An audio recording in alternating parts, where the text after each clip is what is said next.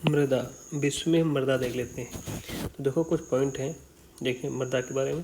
तो जल धारण क्षमता का घटता क्रम क्या है? तो जल धारण क्षमता का घटता क्रम ये है, ठीक है। तो मृत्तिका, क्ले, ठीक है, इनके कणों का व्यास छोटा होता है, ठीक है। तो जब कणों का व्यास छोटा होता है तो ये इनको मृत्तिका मतलब क्ले बोलते हैं अंग्रेजी में, क्ले। इनके कणों का व्यास बहुत छोटा होता है, इसलिए जल धारण क्षमता इनकी ज़्यादा होती है। इसके बाद गाद का नंबर आता है, फिर बालू का नंबर आता है, ठीक है। तो जल धारण क्षमता का घटता क्रम क्या है? सबसे ज़्यादा मृत्तिका क्ले में है, उसके बाद गाद में है, उसके बाद बालू में, सैंड में है, ठीक है। गाद मतलब सिल्ट। तो मृत्तिका क्ले सबसे ज़्यादा, उसके बाद गाद सिल्ट, फिर बालू सैंड में, ठीक है। ये जल धारण क्षमता का हो गया। कोशिका क्रिया, चिकनी मिट्टी, ठीक है। तो कोशिका क्रिया चिकनी मिट्टी, क्ले सॉइल में सर्वाधिक प्रभावशाली होती है। तो कोशिका क्रिया जो है, केशिका क्रिया मतलब जल केशिका द्वारा ऊपर को चढ़ाना। तो ये केशिका क्रिया जो है चिकनी मिट्टी, जिसे क्ले सॉइल बोलते हैं, में सर्वाधिक प्रभावशाली होती है। और जबकि बलुई मिट्टी में यह न्यूनतम होती है, बलुई मिट्टी में यह केशिका क्रिया न्यूनतम होती है। टेरा रोसा क्या है? ये एक प्रकार की लाल चिकनी मृदा है। टेरा रोसा एक प्रकार की लाल चिकनी मृदा है जिसका निर्माण चूना पत्थर वाली चट्टानों के अपक्षय से होता है। तो टेरा रोसा का निर्माण कैसे होता है? चूना पत्थर वाली जो चट्टानों के अपक्षय से होता है। ये एक प्रकार की लाल चिकनी मृदा है।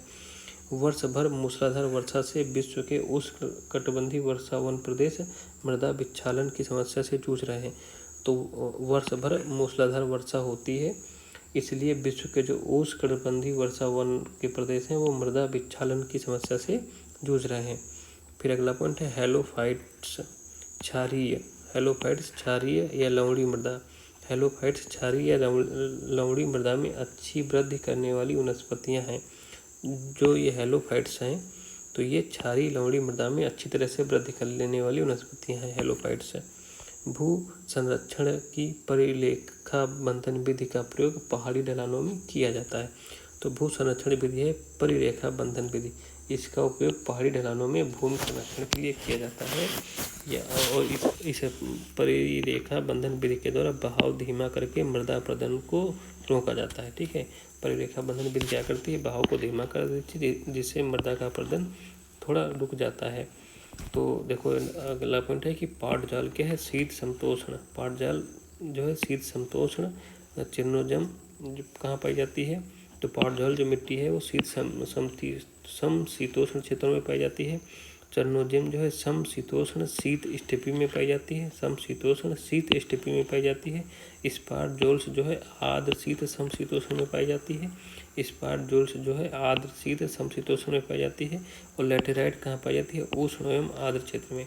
लैटेराइट कहाँ पाई जाती है? उष्ण एवं आर्द्र क्षेत्र में। तो पाटजॉल शीत समशीतोष्ण क्षेत्र में, चरनोजियम समशीतोष्ण शीत स्टेपी क्षेत्र में, और स्पॉट जोल्स आर्द्र शीत समशीतोष्ण क्षेत्र में, लेटेराइट उष्ण एवं आर्द्र क्षेत्र में।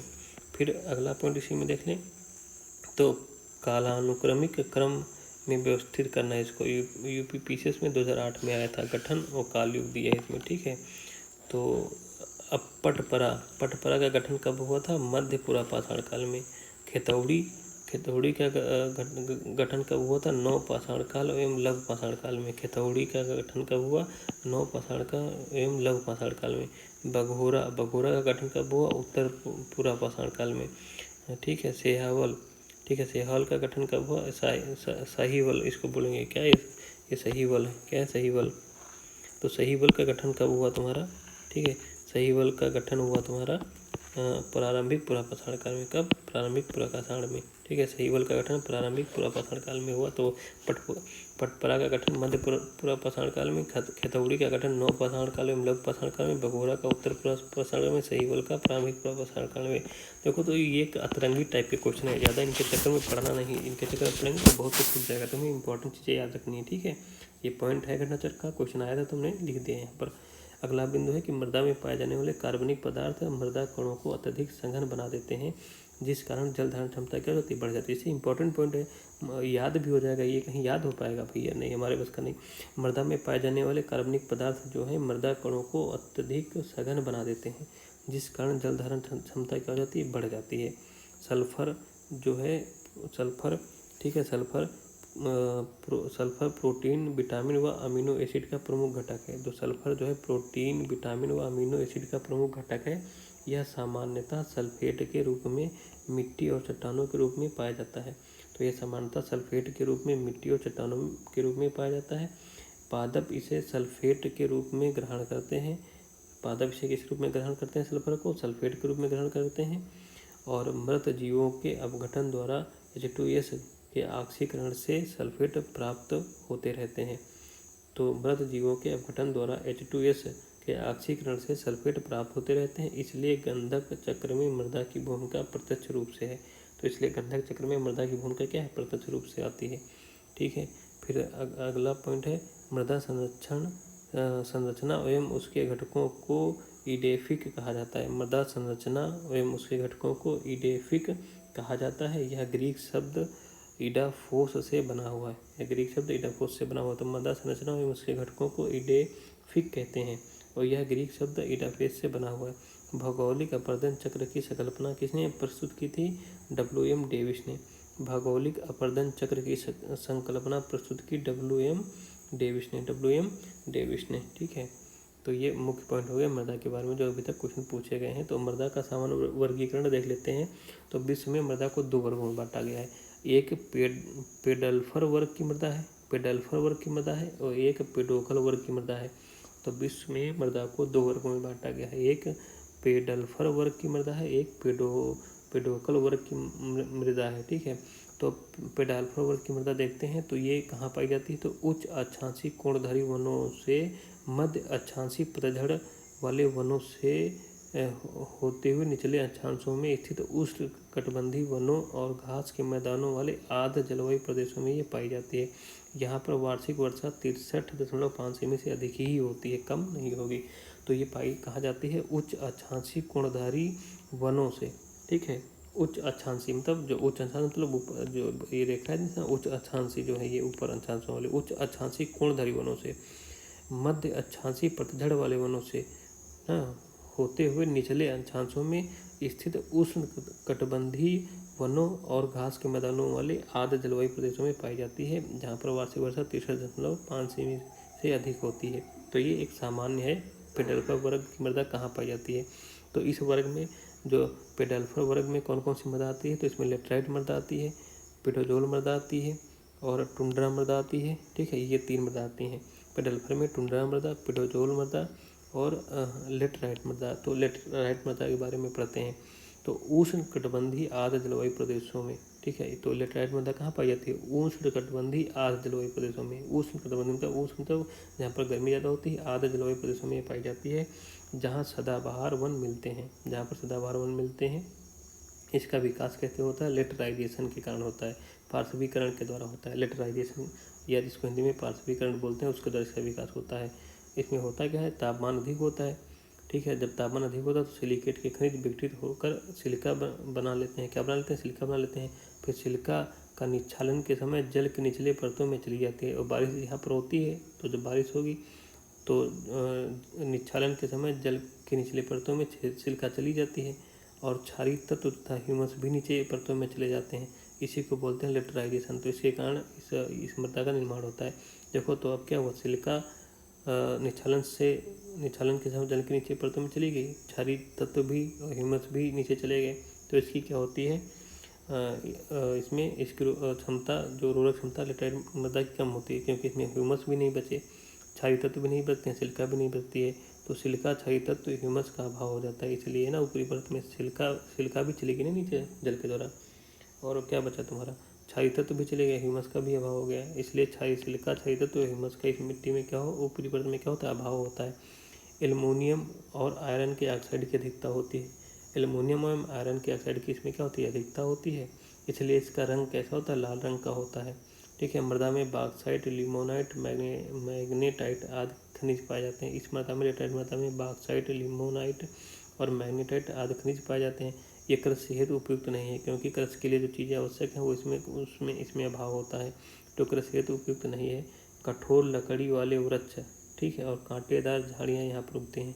कठोर लकड़ी वाले वृक्ष और कांटेदार झाड़ियाँ यहाँ पर उगती हैं। जैसे किन क्षेत्रों में पाई जाती है? जायरे कांगो बेसिन में पाई जाती है, अमेजन बेसिन आदि में पाई जाती है। भारत में मुख्यतः कहाँ पाई जाती है? लेटराइट मृदा? तमिलनाडु, आंध्र प्रदेश, कर्नाटक, एमपी, उड़ीसा व असम के पहाड़ी क्षेत्र तथा केरल में भी ये पाई जाती है। तो ये भारत में कहाँ पाई जाती है? तमिलनाडु है, आंध्र प्रदेश है, कर्नाटक है, एमपी है, उड़ीसा के व असम के पहाड़ी क्षेत्रों में पाई जाती है और कर्नाटक में, केरल में भी पाई जाती है। ठीक है, तो फिर पेड़ मृदा आ जाती है नंबर 2 पे। फिर पेड़ मृदा आ जाती है। तो पेड़ मृदा क्या है? शीत आर्द्र जलवायु प्रदेशों में पाई जाती है। कहाँ पर? शीत आर्द्र जलवायु प्रदेशों में पाई जाती है। जहाँ शंकुधारी वन मिलते हैं वहाँ पोडजोलाई, ठीक है, पेडजोलाइजेशन के कारण इसका विकास होता है। तो ये पेडजोल मृदा जो है शीत आर्द्र जलवायु प्रदेशों में पाई जाती है। जहाँ शंकुधारी वन मिलते हैं वहाँ पर पोडजोलाइजेशन द्वारा इसका विकास होता है। इस प्रक्रिया में होता क्या है? पोडजोलाइजेशन प्रक्रिया क्या है? इस प्रक्रिया में क्या होता है? तापमान बहुत कम होता है। तापमान यहाँ पर क्या होता है? बहुत, क्योंकि शीत है ना, ठंडा है, तो यहाँ पर तापमान बहुत कम रहेगा। जब तापमान कम रहेगा तो सिलिकेट खनिज तत्वों का विघटन नहीं हो पाता है। सिलिकेट खनिज तत्वों का विघटन होगा नहीं। जब विघटन होगा नहीं तो ऊपरी परत में सिलिका की अधिकता हो जाएगी। कार्बनिक पदार्थों का विघटन न होने से ह्यूमस का अभाव रहेगा। इसलिए यहाँ पर क्या होता है? जब सिलिका अधिक है तो इसकी अम्लीयता भी ज़्यादा होगी, बहुत अधिक हो जाती है। ये बहुत ज़्यादा अम्ल यहाँ पर पाया जाता है, इसलिए जीवाणु अनुपस्थित रहते हैं यहाँ पर। जब ज़्यादा अम्ल हो जाएगा, ठीक है, अम्ल की अधिकता हो जाएगी, क्योंकि सिलिका का विघटन हुआ नहीं तो अम्ल की अधिकता हो गई। जब अम्ल अधिक हो जाता है तो जीवाणु क्या हो जाते हैं? इसलिए जीवाणु यहाँ पर अनुपस्थित हो जाते हैं। तो ये है पेडजोल मृदा। फिर टुंड्रा मृदा कहाँ पाई जाती है? टुंड्रा मृदा टुंड्रा जलवायु प्रदेश में पाई जाती है। टुंड्रा जलवायु प्रदेश में पाई जाती है और गिलाईकरण के कारण इसका विकास होता है। गिलाईकरण के कारण इसका विकास होता है। गिलाईकरण में होता क्या है? यहाँ पर अत्यंत कम तापमान के साथ हिमगलन के कारण, तापमान तो कम है टुंड्रा प्रदेशों में, साथ में हिमगलन भी है, तो अत्यंत कम तापमान और हिमगलन के कारण जलभराव रहता है। क्या रहता है? क्योंकि बर्फ़ गलती रहती है तो यहाँ पर जलभराव रहता है। जब जलभराव रहेगा तो सूक्ष्म जीवों की गतिविधियाँ कम होंगी, क्योंकि ताप कम है, ठंडा पानी है, तो उसमें सूक्ष्म जीवों की गतिविधियाँ क्या रहेंगी? कम रहेंगी। और सूक्ष्म जीवों की गतिविधियाँ जब कम रहती हैं तो O2 का स्तर क्या हो जाता है? कम रहता है। फिर कार्बनिक पदार्थों का विघटन नागण्य हो जाता है और इससे कार्बनिक पदार्थों का स्तर भी विघटन भी नागण्य होता है। तो कार्बनिक पदार्थों का विघटन बहुत कम होता है और इसके कारण मृदा का पूर्ण विकास नहीं हो पाता है। ठीक है, ये तो टुंड्रा मृदा भी कम विकसित है ना, पूरा विकास इसका नहीं हुआ। यहाँ पर मुख्य वनस्पति काई और मॉस ही पाए जाते हैं। तो टुंड्रा मृदा में मुख्य रूप से काई और मॉस ही पाए जाते हैं। अब दूसरे वर्ग की जो मृदा है, कौन सी? पेडोकल वर्ग की मृदा, इसको देख लेते हैं। तो इसका विकास कहाँ होता है? अर्ध शुष्क एवं शुष्क जलवायु प्रदेशों में इसका विकास होता है। कैल्सीकरण द्वारा इसका विकास होता है। तो पेडोकल वर्ग की मृदा का विकास कैल्सीकरण द्वारा होता है।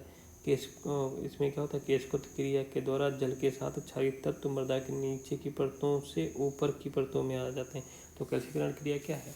मतलब वही जो मृदा में जो क्या कहते हैं, केशकृत बनी क्रिया होती है, उसके द्वारा जल के साथ जो क्षारीय मृदा तत्व हैं वो मृदा की नीचे परतों से ऊपरी परतों में आ जाते हैं।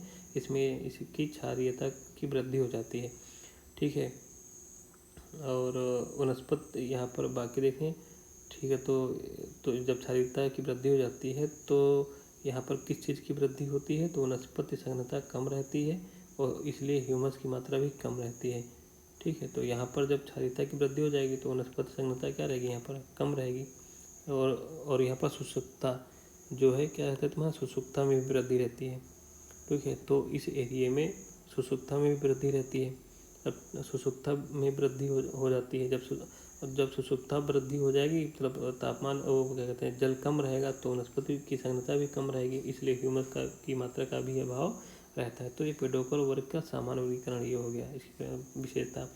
तो इसका जो भाग है, तो पहला है चरणोजम मृदा। तो चरणोजम मृदा देख लेते हैं। ये स्टेपी तुल्य जलवायु में सामना तुल्य जलवायु की अपेक्षा कम एवं अधिक वाष्पीकरण के कारण वृक्ष रहित घास के मैदान पाए जाते हैं। तो चरणोजम मृदा में क्या है? स्टेपी तुल्य जलवायु में, ठीक है, तो चरणोजम जो है चरणोजम मृदा में स्टेपी तुल्य जलवायु में सामना तुल्य जलवायु की अपेक्षा कम एवं अधिक वाष्पीकरण के कारण वृक्ष रहित घास के मैदान पाए जाते हैं। तो जो स्टेपी तुल्य जलवायु में जहाँ पर ये सामना मृदा पाई जाती है, चरणोजम मृदा पाई जाती है, तो स्टेपी तुल्य जलवायु में चरणोजम मृदा पाई जाती है, सामना तुल्य जलवायु में भी चरणोजम मृदा पाई जाती है। लेकिन स्टेपी तुल्य जलवायु में क्या होता है? सामना तुल्य जलवायु की अपेक्षा कम एवं अधिक वाष्पीकरण के कारण वृक्ष रहित घास के मैदान पाए जाते हैं। तो स्टेपी तुल्य जलवायु में अपेक्षाकृत क्या होता है? कम एवं अधिक वाष्पीकरण के कारण। ठीक है, कम एवं अधिक वाष्पीकरण के कारण वृक्षारहित घास के मैदान पाए जाते हैं और इस जलवायु प्रदेश में चरनोजम मृदा निर्मित होती है। ठीक है, तो जहाँ पर ये कंडीशन मिलती है वहाँ पर चरनोजम मृदा निर्मित होती है। इसमें कैल्सिफिकेशन और निच्छालन में संतुलन बना रहता है। इसमें कैल्सिफिकेशन और निच्छालन में संतुलन बना रहता है। देखो निच्छालन में क्या होता है, जल नीचे जाता है, जल बह के नीचे आता है, और कैल्सिफिकेशन में क्या होता है, जल ऊपर आता है। ठीक है, तो ये कैल्सिफिकेशन और निच्छालन में संतुलन बना रहता है, इसलिए कैल्शियम तत्वों की प्रचुर मात्रा यहाँ पर होती है मृदा में। स्टेपितुल जलवायु प्रदेश ठीक है में क्या पाए जाते हैं, घास के मैदान पाए जाते हैं। कार्बनिक पदार्थों की विघटन दर थोड़ा अधिक होती है, क्योंकि यहाँ पर घास के मैदान पाए जाते हैं, इसलिए कार्बनिक पदार्थों की विघटन दर अधिक होती है। इसलिए चरनोजम में ह्यूमस की भी अधिकता रहती है, इसलिए ब्लैक अर्थ सॉइल कहते हैं, इसलिए इसको ब्लैक अर्थ सॉइल भी कहते हैं। अधिक उपजाऊ होने के साथ यह भुरभुरी होती है। भारत में रेगुर काली कपास मृदा कहा जाता है। भारत में इसी मृदा को रेगुर या काली कपास मृदा कहा जाता है। यूक्रेन, यूएसए के मध्य क्षेत्र और मध्य अफ्रीका और मध्य भारत में मिट्टी पाई जाती है चरनोजम मृदा। ठीक है, कहाँ पाई जाती है, यूक्रेन में, यूएसए के मध्य क्षेत्र में और मध्य अफ्रीका में और मध्य भारत में पाई जाती है। ठीक है, भारत में इसको रेगुर या काली कपास की मृदा कहते हैं। ठीक है, फिर आती है प्रेरी मृदा। ठीक है, प्रेरी मृदा में क्या होती है, चरनोजम की अपेक्षा चूने की मात्रा कम होती है। तो प्रेरी मृदा में चरनोजम की अपेक्षा चूने की मात्रा कम होती है और ये भुरभुरी होती है। मक्के की कृषि ये तो बहुत उपयोगी होती है, इसमें मक्के की कृषि ज़्यादा होती है इसमें। ठीक है, प्रेरी मृदा में मुख्यतः यूएसए एवं पूर्वी यूरोप के कुछ क्षेत्रों में पाई जाती है। प्रेरी मृदा यूएसए एवं पूर्वी यूरोप के कुछ क्षेत्रों में पाई जाती है। ठीक है, तो यूएसए अमेरिका में जो है, यूएसए में मक्का भी खूब पैदा होता है, क्योंकि वहाँ पर प्रेरी मृदा पाई जाती है।